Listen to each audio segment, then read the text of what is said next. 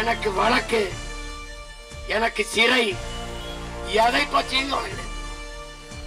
எதை பற்றியும் கவலை கிடையாது. உயிரை கொடுத்தவர்கள் எங்கள் இன முன்னோர்கள். என் நிலத்தை காக்க நாங்கள் தமிழர்கள் என்ற உணர்வை கொடுத்து களத்திலே நிற்கிறோம். எங்களை வீழ்த்துவது என்பது அவ்வளவு எளிதல்ல.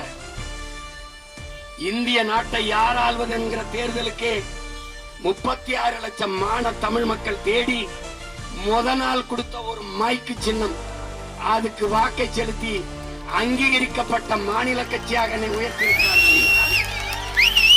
தமிழ்நாட்டை யார் ஆள்வது, யாருடைய ஆட்சியின் கீழ் மானமிக்க தமிழ் மக்கள் வாழ்வது என்ற தேர்தல் நடக்கிற போது எங்களை வீழ்த்துவது என்பது அவ்வளவு எளிதில்லை ராஜா.